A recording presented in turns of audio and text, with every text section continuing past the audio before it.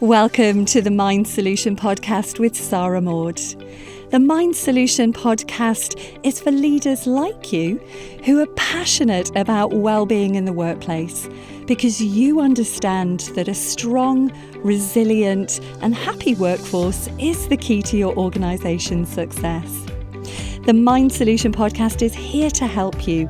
So join us every week where we'll share with you powerful insights, strategies and know-how to ensure that your people and your organisation are truly thriving from the inside out.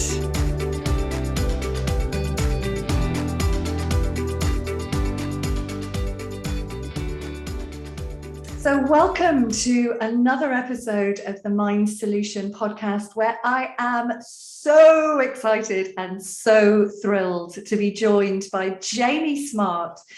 And Jamie Smart is the Sunday best-selling author of the book Clarity and Results, and is a keynote speaker, the founder of the Clarity Certification Program, and somebody who's been my coach and mentor for the last 12 months. So welcome, Jamie Smart. Oh, thanks for inviting me, Sarah. And it's great to be here. I'm really looking forward to this conversation.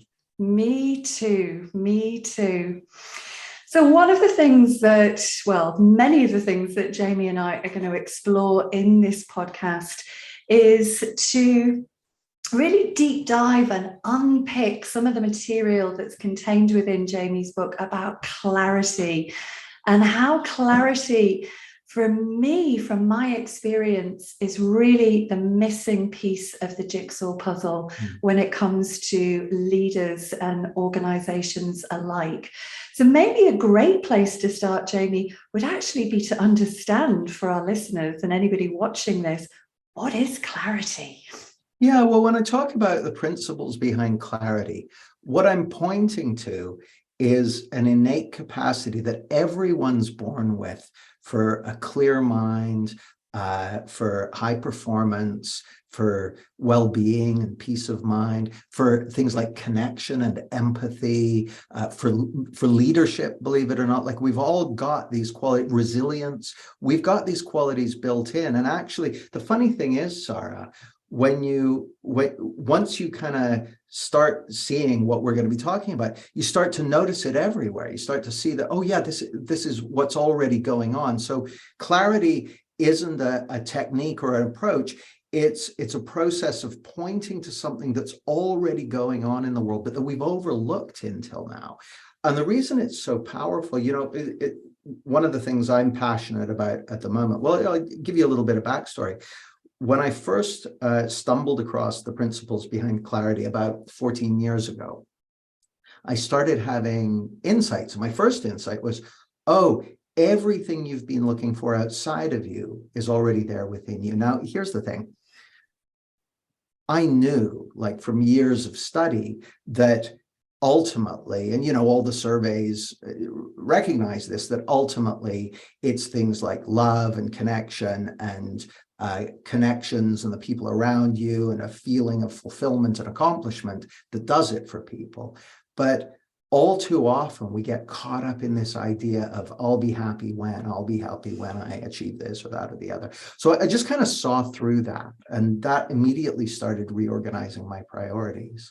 But then the second thing I realized was that, everyone's got this source of clarity and resilience and well-being and performance already there within them.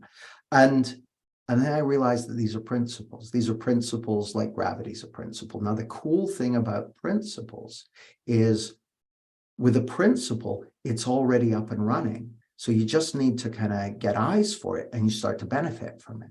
So anyway, I immediately became passionate about it. It's what I've been doing ever since. It's why I wrote Clarity. It's why I'm about to release the 10th anniversary edition of Clarity, which I'm delighted about. But the funny thing is, since the book was written, it was first released just under 10 years ago, what I was pointing to in it was, look, we live in this world where we're inundated by information through social media and books and articles, all that sort of stuff. We've got tons of information coming in, overwhelmed by it. And it's a time in history where we desperately need access to that mental clarity and well-being that allows us to have an enjoyable experience of life, but also the mental clarity and wisdom that allows us to make good decisions. Because the thing is, the world we're living in today is a digital world, and digital technology accelerates at an exponential rate, but our habitual patterns of thinking are designed for a linear world. So, simple test everyone listening can do. If you imagine taking 30 linear steps, how far will that get you? Look around and get you across the street or across the room or whatever. But 30 exponential steps where they double each time, that'll get you to the moon. And digital technology that is giving us so many benefits is also accelerating at an exponential rate. So we need access to this clarity of thought to allow us to make the decisions that are going to make a difference to us. Mm. And I loved what you said there about how everything that we're looking for is already within us. And particularly thinking about resilience, thinking about well-being, because from the organizations that I speak to, that I work with, there are more often than not, in fact, most of the time they all are, looking outside of themselves for how do we create a resilient workforce? How do we create well-being in the workforce? How do we make our leaders more resilient or more empathetic or more great leaders? And when I came to this understanding, I thought, oh, we don't need to do anything. We just need to point them, as you said, in the right direction. And I'd love you to just give your thoughts about that. Yeah, well, let's start with the leaders and then work our way through the organization, because I guess it's pretty well recognized by now that most organizations are kind of a hologram of the leader, if you like. The leadership is reflected in every aspect of the organization, for better or for worse. There's a Japanese saying that the fish rots from the head down, and so let's start with the leaders. My assertion is, it's funny, if you go on Amazon and type in leadership, you'll get, 100,000, 200,000 leadership books coming up. But leadership is one of those domains that's not well understood. So my assertion is this: like, if you imagine for a moment pretending to have a cold. I bet lots of the people listening to this have pretended to have a cold when they called in sick from work or that sort of thing, or maybe amped it up. And the thing is, if you're pretending to have a cold, it's hard work and it's not that convincing. But if you've actually got a cold, the symptoms emerge automatically, no effort required. Well, what I'm going to suggest is that most leadership books are trying to get you to pretend to be a leader. Like they're giving you the symptoms of leadership. Whereas the most powerful way to do it is to catch the bug of leadership and the bug is to get connected with the innate source of leadership that everyone has within them. Because if you take a step back and you think about what leadership is, it's about having an idea of somewhere that you're headed that's worth going, and then inviting people to come with you.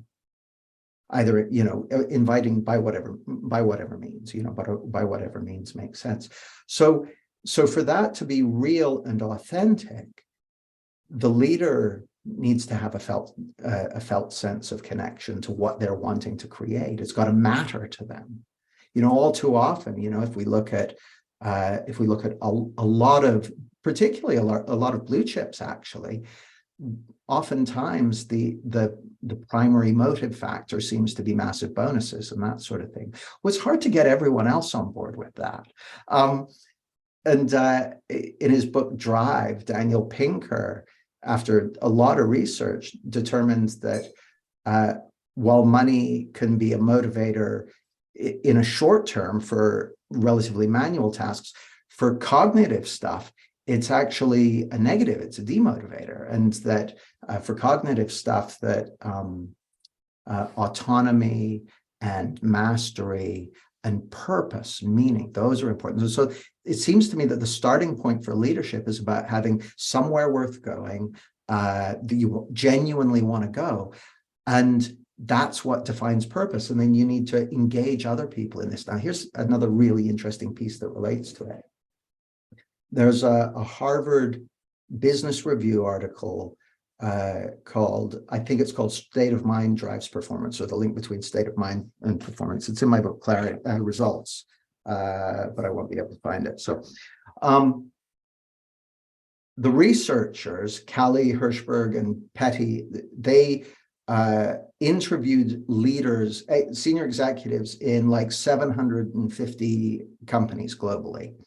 And they asked them a simple question. They gave them a list of like 17 states of mind, ranging from like bliss and euphoria to abject despair and that sort of thing. So they got these 17 things, and they just got them to rate where they spent most of their day, where they were spending their time, and which of those states of mind were correlated with performance, high performance, and which were correlated with low performance.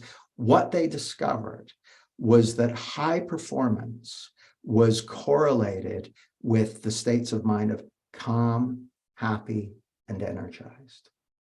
So they said there's a direct correlation between people being calm, and between leaders being calm, happy, and energized, and high performance. They said that on the flip side, there's a direct correlation between low performance and frustration, anxiety, tiredness, stress. So stress leaders are operating at a lower level of performance. Now, here's the icing on the cake. In both cases, the state of mind of the leader is kind of infectious and gets picked up by the team and the organization around them. So I lay that out because what I'm going to suggest is that it's really interesting. Actually, I wrote about this in Results as well. I was speaking to the general manager of a large hotel in London, and I was asking him about, he wanted to look at doing a program with his staff and that sort of thing. And I asked him about what his objectives were. So I said, like, the kind of questions I ask. If I could wave a magic wand and you could have everything you want, be the way you want to be around here, how would you want it to be? Well, he said right away, he said, that's easy. We need to be top 10 in TripAdvisor for London. Ideally close to the top, ideally number one, but that may be a pipe dream. But we need to be top 10 because, of course, in London, TripAdvisor is how people are finding hotels. And if you're not in the top 10, you're not getting it. So anyway, I said, oh, okay, well, what do you think makes the difference? What's going to do that? And he said, well, it's going to be the attitude of the team, the everyone that the customers and guests are interacting with. It's going to be their vibe. I said, right on. That, I was genuinely gratified because it's so rare to hear that. But this guy really got it. So I said, what are you doing? He said, what can you do? Like we've repainted the break room where they have their breaks, and we're giving them free sandwiches. But everything that he had absolutely locked onto what the factor was that was going to drive results. So he knew what it was.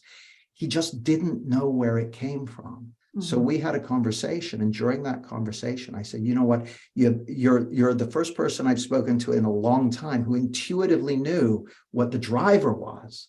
Now we just got to find out, how is that activated? Well, what I'm going to suggest is, Sarah, is that the difference between a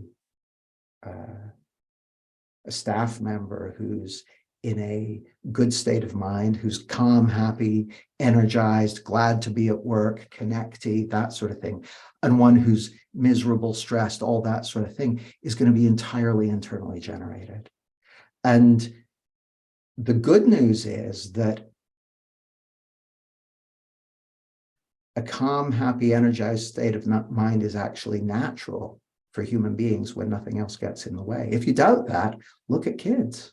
Little kids, you look at little kids, or, we live in a world where little kids are born with beautiful mental health. Their mental health is excellent. We don't see little kids going for psychotherapy session at, age 2 and that sort of thing, babies, and then through the process of enculturation, they're turned into mentally unwell teenagers and adults in fairly short order.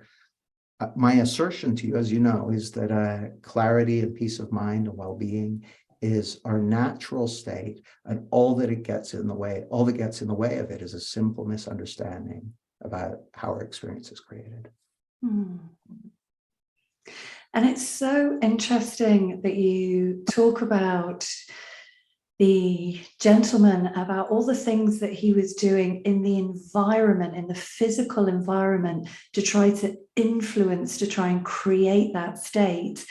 Because something that I hear so many times is when I ask an organization, tell me more about yourself, 9 times out of 10, they will say, well, it's a very fast-paced environment.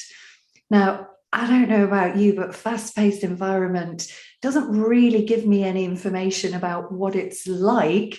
It could just mean that there's a lot of things which are maybe dysfunctional, and that they have this misunderstanding that there's something in the environment that's contributing to burnout, that's contributing to performance, that's contributing to how we feel. So what would you say to somebody that's saying, but we're different, we have this really fast-paced environment? Well, I know there are a lot of industries where fast pace is just that's comes with the territory. So it's like, I know that I'm not going to get any traction by. I've heard other people say, yeah, you just need to slow down. It's like, well, hang on a second. If you're working in an industry that's highly competitive, and that you're I don't know, doing software projects or whatever it might be, it is going to be fast paced. There's going to be a fast pace. And so the question is, what's the difference between, because I guarantee you, if you look at companies who are operating at a fast pace and delivering results, like doing it, you'll see a range in terms of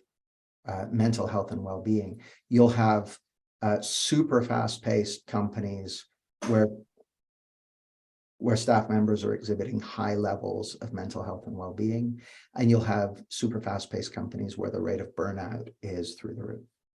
So the pace is not, if that's the case, right? If you've got both, then pace is not a determining factor. Like in any case, when you're looking to explain, if you want an explanatory factor, you need to make sure that it is explanatory. So if there are fast-paced businesses where people are robustly energetic and healthy and that sort of thing, and fast-paced businesses where they're not, where they're burned out, where they're falling off the perch, then pace isn't the discriminator. So we need to find out what's the discriminator.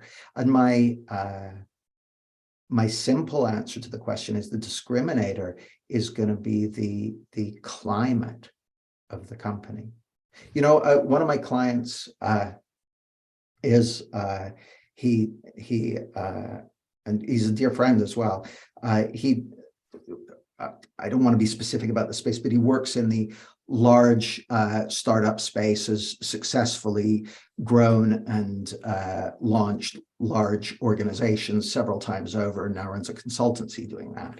But we're having a conversation about this, and he said what he's found that is absolutely essential in growing a fast-paced team. He said, number one, you've got to have that sense of pace. And he actually used the word urgency. He said, you have to have that sense of urgency because things are happening so fast. He said, however, everyone has to feel safe. Mm-hmm. So it's not about, I don't think fast or slow is the discriminator. If you've ever been to the DVLA in the UK or the whatever, I can't remember what the post office in the US, that people can be really, really unhappy and burned out without moving at a fast pace. I think that people need to feel psychologically safe. They need to feel psychologically safe. They need to feel that they have the freedom to experiment and grow and express themselves, to make mistakes. And so that's what he said. The faster pace they wanted to run at, the more psychological safety people needed to experience. He said if you had that, and you had to have that sense of purpose, like everyone on the same team working towards something that really mattered to all of them, and they needed to feel psychologically safe. I think there may be something in there about a feeling of belonging and belonging to something worth belonging to, but all these feelies like, belonging and safe and that sort of thing, where does that come from? Well, that comes from within, that comes from within. And I'm not to say there aren't things that companies and leaders can do to enculture that, to encourage that. There absolutely are. And my assertion is, as you know, the number one, the fast track to experiencing a greater sense of safety, security, well-being, peace of mind, resilience, all of that stuff for yourself is to get a deeper understanding of the principles behind clarity. I have found no quicker way to do it. And to give some context, for the 10 years before I stumbled across the principles behind clarity, I was exploring everything I could find to do that work, because I was working as an executive coach. I was doing change work with people and all that sort of stuff, trainer. And so NLP, CBT, basically, if it Jungian, positive psychology, all that stuff, I was going for whatever I could find to help create those conditions for people, help people create those conditions for themselves. But when I came across the principles behind clarity, it's by far the fastest route I've found to connecting with that source of resilience, peace of mind, clarity, and well-being that exists within everyone. And then what that drives is high performance. Yeah. And the word psychological safety is one which we're hearing much more nowadays, certainly over the last, I would say, 12, 24 months. And I know from the management mental health training that we provide, it's helping managers to understand how they can cultivate, as you say, that feeling of psychological safety. And I guess that comes also back to, as you said, the leadership piece, and really being able to connect with their people in a way that allows them to generate those feelings of feeling safe. And a big thing that I certainly observe when it comes to leaders and managers is the piece around really listening and listening well. And I know that so many of the hundreds and hundreds of people that we've put through our programs, they think they're really good listeners. And then they go through the program and they go, oh, okay, I listen to respond. Or their mind, because they haven't got that peace of mind, their mind's just going at 100 miles an hour. So they're not really listening. And I'd love your thoughts about listening as well, being that such an impactful thing in terms of leadership impact. Yeah, well, it's funny. It really connects into everything you were just talking about, because and I was one of those people, right? When I first came to this understanding, I thought I was a ninja listener, but I was just really good at paying attention to all the bits of what someone was saying so I could respond right. And when I learned to listen, what I discovered is that really listening, it's kind of interesting. There are a couple of elements that strike me. One is that if you stop and think about it for a moment, the word empathy brings into connection about a bunch of different other ideas, including intimacy, including the feeling of connection, all that sort of stuff. Well, the amount of connection, empathy that someone will experience in conversation with you is going to be inverse to the degree you're trying to control the conversation, right? So what I found is that when people learn how to listen, it's like a shortcut for connection and empathy. Like you feel closer to the people around you. Now, a couple of things, and then I'll talk specifically about listening. There's this great film with Russell Crowe called Master and Commander, and he plays the captain of the Bounty, of the mutiny on the Bounty ship. So he's the captain of that ship, and what he demonstrates in that role is that sometimes he has to be in times of crisis, he has to be total authoritarian, just tell people what to do. And this makes sense, right? Like if you're in a building in your office with a bunch of people and there's a fire, you say, okay, we're going out this way. You tell them what to do. If people go, oh, but I don't like being talked to like that. It's like, get out of the building. Oh, but it's like people just have to do what they're told when it comes to that sort of thing. Or that's the kind of style of leadership, if you like, is a much more authoritarian approach in times of crisis. Now, that's useful, but you don't want to be using it all the time because it's going to cost you in terms of empathy, connection, well-being, and if you use it all the time. In times that aren't crisis, a much more collaborative approach is going to give the opportunity to build empathy and connection and that sort of thing. And so I think that we see the link back to the Harvard Business School piece. If leaders are in a place of frustration, anxiety, tired, stressed, they're going to be operating as if it's a crisis. And so they're going to be relating to their work, their team, their colleagues, whoever, their clients, their customers.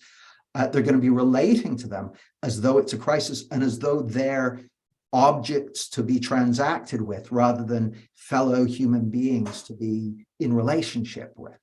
Because, empathy and connection is about relationship. So to me, there's a direct line between state of mind and empathy, connection, resilience, all of that stuff. It's all one thing. It's all the same thing. It's like a sliding scale. As we slide it up and down, we'll see all those other things that are important to the organization, either going up or down. So it looks like a simple thing at first, but it's actually connected not just into connection and empathy and that sort of thing, but also creativity and problem solving, also in being able to find solutions to impossible problems.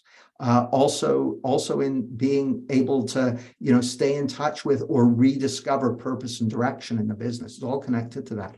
So with how that ties into listening is, if you want like the best hack I've ever found for building connection in relationship is genuinely listen in the way that you listen to something that you're interested in or fascinated by, or music or poetry. Like, listen to really do your best to really get what it's like to be the other person, to be on the same page with them. And when you're really listening to someone, they can feel it. They can tell. Like, you can tell, right? You're listening to this, you can tell the difference when you're on the phone to someone and then you can just suddenly tell they're not listening. You can tell when someone's not listening to you. Well, it's funny, in my work, a lot of times just listening to someone has them go, oh my God, this is amazing. I want to work with you. Just because they haven't had anyone actually listen to them in weeks or months or years. So it's the simplest free hack, so to speak, for just getting into connection and really getting what other people want. And the interesting side effect is it brings with it a kind of natural credibility and authority. When you genuinely listen to people, they're going to trust you more. And I always remember you saying when we worked together that when you increase your ability to listen by 1%, you can increase your impact by 1,000%. And I shamelessly stole that with pride and share that with our leaders and our managers.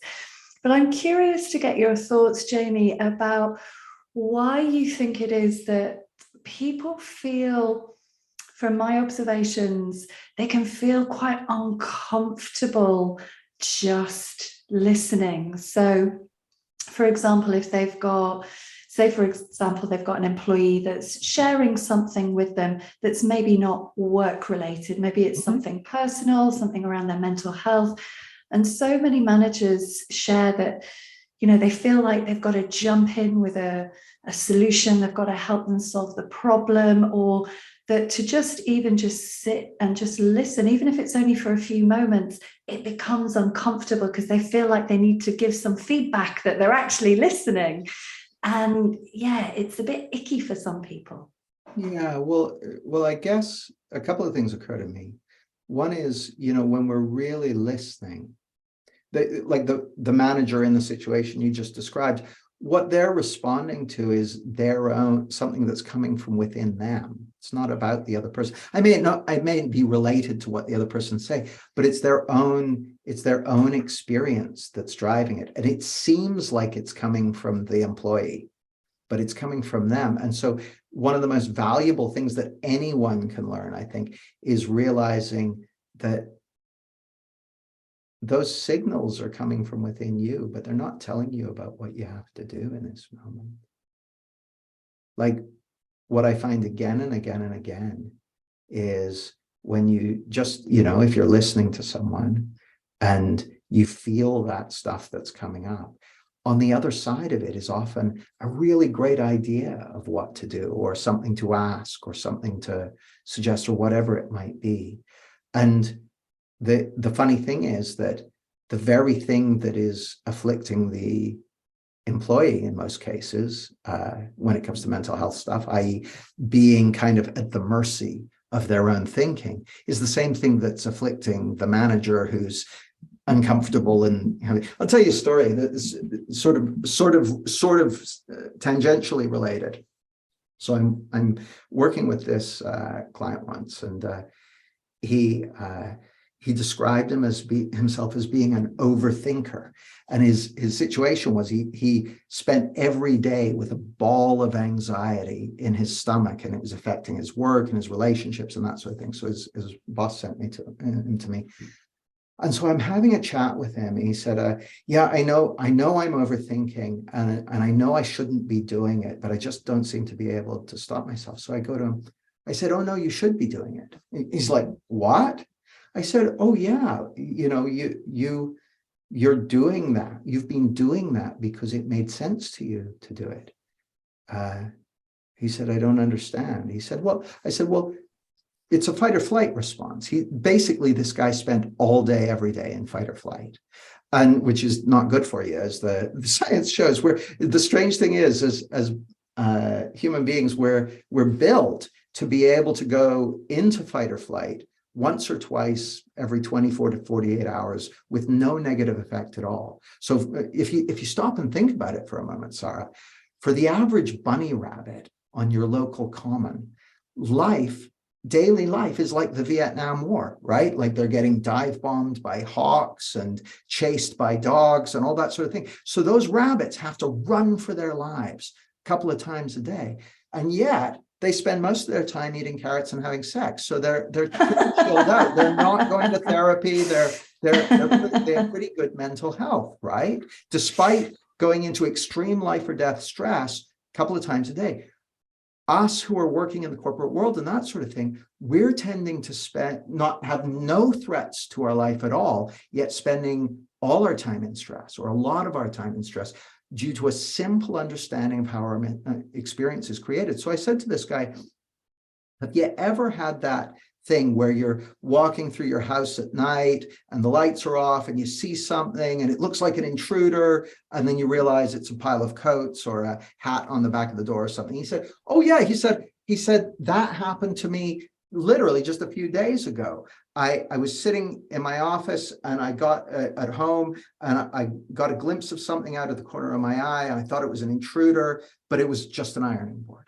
I said, okay, what happened when you thought it was an intruder? He said, oh, total like heart beating, adrenaline flooding my system, all that sort of stuff. I said, right. That made sense. That's the right thing to do if there's an intruder. That makes sense. I said, what happened when you realized it was an ironing board? He goes, oh, relief. I said, now, That's totally normal for realizing that there's no intruder and it's an ironing board. I said, how did you go from being in fight or flight to being in relief? He said, oh, well, I didn't do it. I just realized it's an ironing board. I said, bingo, that's it. The moment you realize that what you thought was an external threat is actually just a mind-made ironing board, boom, you're back in reality. You're back in reality. And my assertion, which is a bold one, is that, well, it's kind of interesting. I came across something the other day, which I thought was very fascinating. I wasn't planning to read it to you, but let me see if I can find it real quick.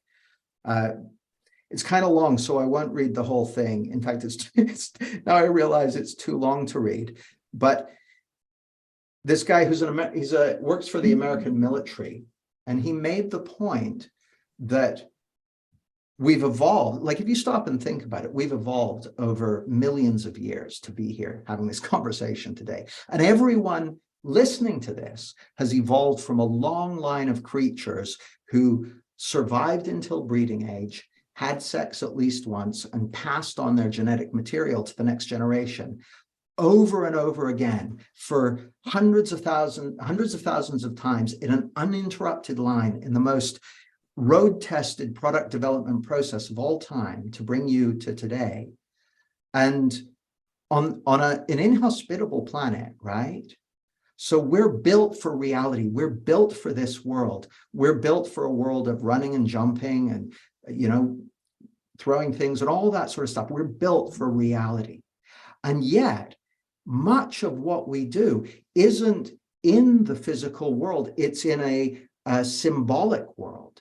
So, for example, someone who's sitting looking at their phone for 5 minutes, a dog or a cat would look at them and go, what are they doing? Because there's nothing happening, right? But there's a lot happening symbolically. There's a lot happening in their heads, and there might be stuff happening in their heads that's way more important to them than what's happening in the real world. But the fact is, our mental health, our well-being, our resilience all lives in the, it's an aspect of our presence here in the world. So it seems to me that I've forgotten your question. I went on there, but we're built for reality. We're built for reality, and the source of mental health and well-being is something every human being carries within them. And it's the most natural thing in the world when our thought-generated objects, ideas, thinking about the future, thinking about the past, thinking about, it's funny, I was doing a live coaching demonstration. It's one of the ways I work with, teams and coaches and that sort of thing, doing a live coaching demonstration. And this person had a TED talk coming up in 3 weeks, and they were freaking out about it. So I'm chatting to her. I said, well, where does it seem to you like that experience of freak out is coming from? She said, well, it's coming from the TED talk that I'm doing in 3 weeks. I said, okay, now, can you explain to me how the freak out's getting from 3 weeks in the future back through time to where you are now? She's like, what do you mean? I said, well, it might be canceled. This is an internally generated experience. It's not a response to something actually in the environment. Like, our bodies and minds have evolved for a world that is, we're really good at responding to and avoiding threats and stuff in the physical environment. But we've got these amazing prefrontal cortexes, which means we can create imaginary worlds. And it's the imaginary worlds that's causing people suffering. Not because there's anything wrong with imaginary worlds, but because people don't realize that they're imaginary. Yeah. I've forgotten the question too. But what, well, the question, I was saying the thing about the guy in the ironing board. And yes. Yeah. And actually what I love about this, so at the moment, I'm working with an organization in Wisconsin, the Department of Corrections, who are a wonderful organization to work with, and they've invested in a 12-month webinar program. So over each month, I'm introducing them more and more to the principles behind clarity. And what's so striking about the feedback that we're getting is that without teaching them necessarily any kind of like, top tips, which so many organizations are quite focused on, is the more that we teach them about how to take things off their mind, the more that we teach them about that self-correcting mind that you've spoken about, the more we teach them about where our experience is coming from at any given moment, that people that have been struggling with anxiety for years, they're just starting to sort of naturally snap out of it and feeling so much calmer, experiencing all the things that you talked about, that peace, that just, peace of mind. And I remember something that you said once or twice about this subtractive psychology. And I'd love you to talk a bit more about that. Yeah, well, if you stop and think about it, if you go to your local magazine store, every magazine will have on the cover, the top 5 tips to, a swimsuit body, or the top 6 keys to a healthy diet, or the top 5 whatevers for being rich, or whatever it might be, finding Ms. Right or Mr. Right, or whatever it might be.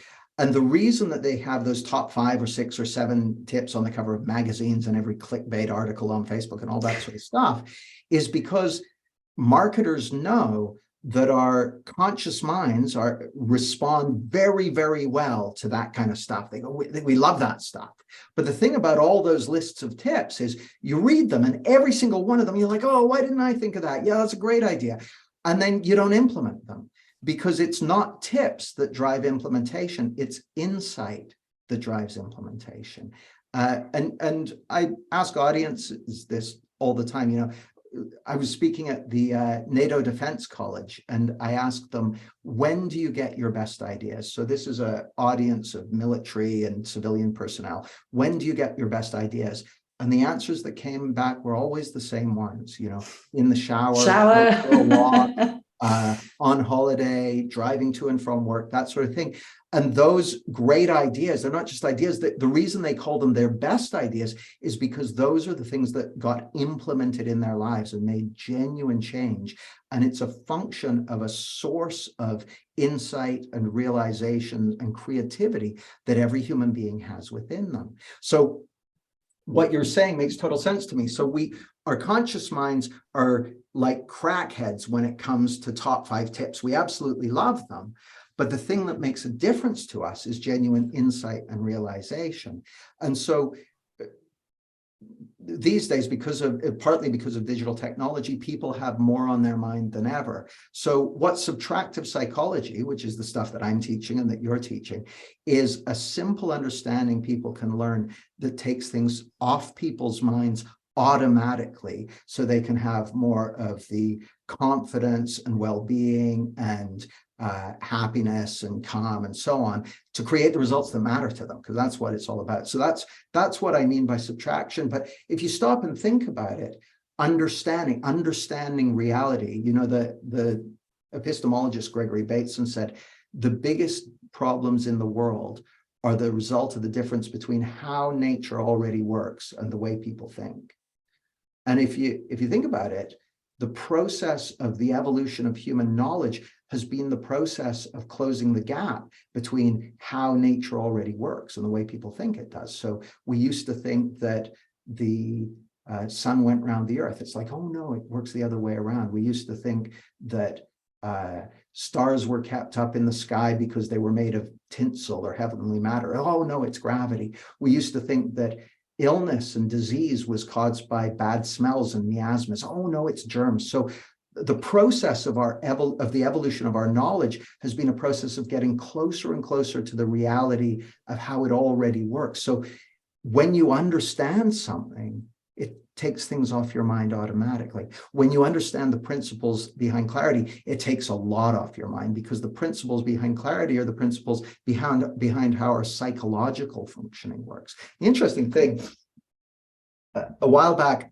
my colleague Kathy Casey and I went into the maximum security prison, and several prisons actually in California, to work with the inmates there in the gang unit. And it was just amazing to me, because these are guys who had been locked up. Some of them were never getting out and that sort of thing. But every single one of them was able to get into this understanding, and what they found. I was a guest on Kathy's program. Kathy had been running this program for a while in the gang unit. They found that the rates of violence dropped significantly, just as a result of people having access to that well-being that's already there within them.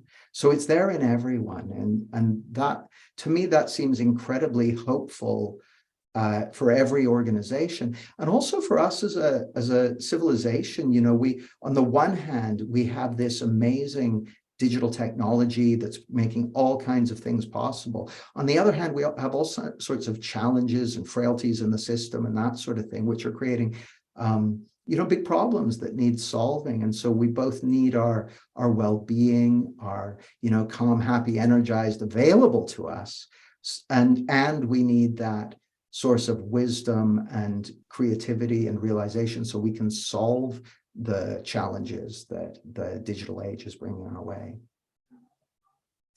Now, I'm just wondering, for some people that are watching this video or they're listening, they might be thinking, oh, Jamie's just talking about self-awareness and emotional intelligence.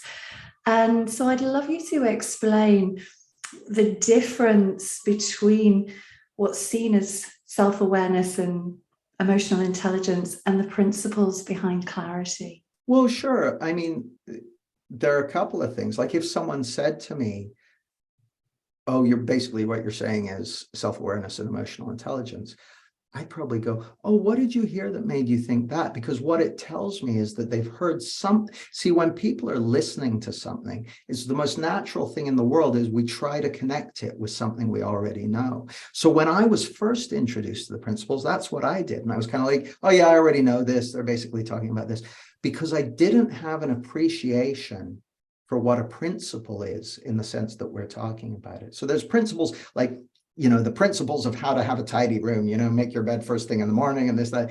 That's how we tend to think about principles. But the principles we're talking about are pre-existing facts about how the world works. Now, in history, the discovery of a principle behind something is a momentous event. So in the 1600s, Newton discovered the principle of gravity. And that was and the laws of thermodynamics. They were already in existence. They were already up and running, but he was able to discover and explain and describe them mathematically in a way that helped spawn the Industrial Revolution. So that's a huge momentous thing for society. Same with Lavoisier and chemical elements. He smashed it out of the park. Same with Semmelweis and germs, and then that got driven on by Kuhn and the other guy, Pasteur. But if you think about it, like, the combination of the Industrial Revolution and the germ revolution improved the standard of living on the planet by an average of tenfold. That's a huge thing. Now, I have great respect for the folks who have done a lot of work in the field of positive psychology and emotional intelligence and that sort of thing, and my hat's off to them. But none of those is a descriptive model. The nature of principles, it's descriptive. It's just saying, this is how it already works. And when you have a descriptive model, psychology, as you know, is currently a pre-principles field. The field of psychology, the reason it's called a soft science is because it doesn't yet have the foundational principles that underpin the field haven't yet been widely, discovered and widely accepted. That's a stage that every field goes through. That's like physics before Newton, like cosmology before Galileo. What I'm suggesting is that these are principles. And so the cool thing about it is, if you get an insight into the principles behind clarity, it does stuff for you automatically. So I received just one example off the top of my head. I received an email from someone saying, "Hey, Jamie, I read your book. I know it probably wasn't meant to do this, but I'm a veteran, a war veteran. I've had PTSD for 10 years. I've had all kinds of therapy for it. None of it worked. And I read your book and now I'm mentally healthy and I don't need to go to therapy anymore." Now, I did a follow-up with her for the new edition of the book. So I included her story at the end of the book. And it's like 10 years later and she's doing great. So that was not through applying a bunch of stuff. It was through realizing something that was already true. Just like the guy who realized that the intruder in his house was actually an ironing board. What I'm going to suggest is that realizing the nature of thought, the nature of how our experience is created and who we really are, you realize that. And as you realize it more and more deeply, you automatically tap into a greater source of well-being, peace of mind, authenticity, presence, clarity, connection, performance, empathy, creativity. All of that stuff is built in for human beings. Basically, this is a shortcut way of describing it. All of that stuff is available for human beings when they're not somewhere on the scale of fight or flight. And I know for me personally, when I came to this understanding of the principles, my mind it was like a radio dial. It just went from kind of loud FM right down to quiet FM. And it was quite interesting because I'd be walking along the seafront. I'd be like, there's just literally nothing on my mind. So just as we begin to wrap this up, Jamie, as you know, we're beginning to work with organizations to take clarity and results into organizations through a leadership coaching, group coaching program. And I'd love you to just share any examples of leadership teams where you've seen the impact on the leaders, on the organizations, on the workforce, sales, from gaining this understanding of the principles behind clarity. Well, one that comes to mind right away. I was working with a sales team, and the European leader of sales and his team of sales writers, and we were looking in this direction, and they credited this with, I don't know, like a 50% increase in sales turnover, just because the primary headline was that they'd learned how to listen, but the deeper headline was that they were more in touch with who they really were, more able to connect with their clients, more able to notice the things that mattered and that sort of thing. So that's one example. But another example is during the lockdown with the pandemic and stuff, I had someone approach me who's a leader of an organization, saying they'd been struggling because of the lockdown. And in passing, they said, but I guess that's the same for everyone because that's what it's like. I said, well, no, actually, a lot of the people I know who know the principles are doing fine in lockdown. I said, and I'm doing fine. In fact, for us, that 2020 was a record year because it was a time when people really saw how important mental health and well-being is. But I was benefited by the fact that I was able to see that state of affairs didn't need to mean a negative impact on business. So it was lucky in that respect. So I ended up working with that team, and they've not only been able to keep a positive outlook through the pandemic, but it's allowed them to really make progress with their plans and the things they're doing, and shape the business into the way they want it to be. A couple of other examples. One of my clients, Ian, I wrote about him in Results, so I can reference him specifically.